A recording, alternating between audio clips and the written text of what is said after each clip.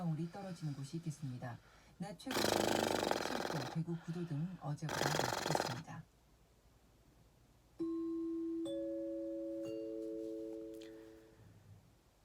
MBC 정오종합뉴스 계속해서 대전, 세종, 충남 소식입니다. 국내에서 2차 감염으로 2명의 신종 코로나 바이러스 확진 환자가 추가 발생한 가운데 태안 지역 주민 2명이 2차 감염 확진자와 접촉한 것이 확인돼 태안군이 대응에 나섰습니다. 태안군은 국내 세 번째 확진자와 접촉해 2차 감염된 6번째 확진자의 가족이 태안군에 거주하는 게 확인됐으며 이들에 대해선 어제 자가 격리하는 한편 잠복기가 끝날 때까지 능동 감시에 들어갔다고 밝혔습니다. 또 이들 접촉자 가운데 한 명이 직장 어린이집 교사로 확인됨에 따라 어린이집을 다음 달 10일까지 휴원 조치하고 원생 34명은 부모를 휴가 처리해 집에서 보육하도록 했습니다. 한편 신종 코로나 바이러스로 인한 3차 감염 사례는 현재까지 보고된 적이 없습니다.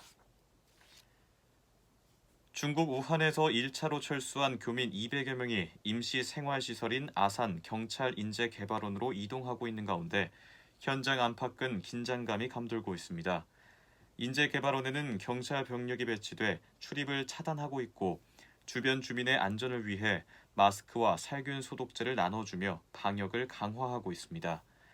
교민 격리 수용을 반대했던 일부 주민들은 농성을 철회하고 차분한 분위기 속에 교민들을 기다리고 있습니다.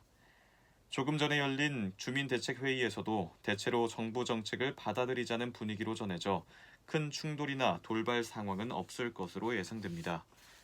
교민들은 외부와 차단된 채 국가지정격리병동과 연계한 질병관리본부의 집중 관리를 받게 되며 면회와 외출은 금지되고 도시락을 지급받게 됩니다.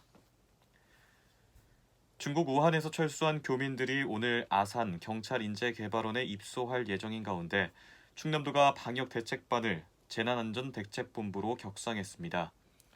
충남도는 지역대책본부는 확진자가 발생할 경우 설치해 운영하지만 우한 교민의 아산 격리 수용 등 상황이 엄중한 만큼 선제적 조치를 취한다고 밝혔습니다. 양승조 충남도지사는 아산 경찰인재개발원 인근에 임시 집무실을 마련하고 상황에 대응할 예정입니다.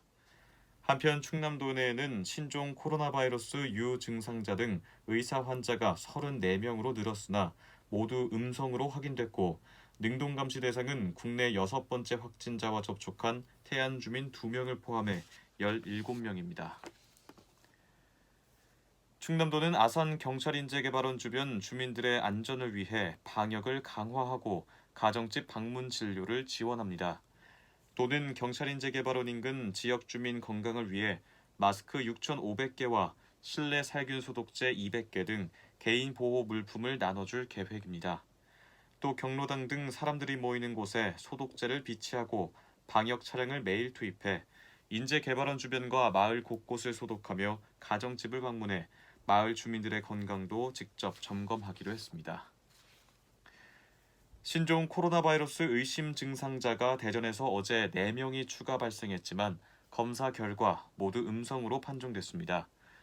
대전시는 어제 의사 환자 2명과 유증상자 2명이 발생했지만 모두 음성 판정을 받았고 현재까지 관련 증상자 10명 모두 음성 판정을 받았다고 밝혔습니다. 시는 그러나 신종 코로나 바이러스 확진자와 접촉한 3명은 능동감시를 유지 중이라고 설명했습니다. 현재 대전의 기온은 9도입니다. 남유식이었습니다. MBC 정오종합뉴스를 마칩니다.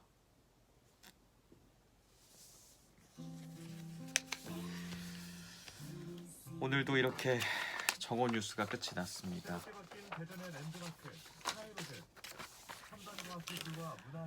오늘 오후에 캠페인 녹음 있고 운행 관리, 정오 출연 3시, 5시 데스크 6가지, 7가지가 남았습니다.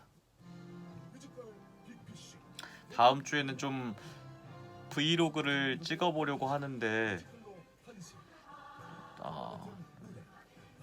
좀 유튜브를 생각하면 좀 고민이 많습니다. 매일 하는 라디오 뉴스를 틈틈이 자막 처리해서 올리고 있는데 이게 가는 길이 맞나 이런 생각도 들어서 좀 고민을 거듭하고 주말 지나서 좀 생각을 한 후에 돌아오도록 하겠습니다. 봐주신 여러분 고맙습니다.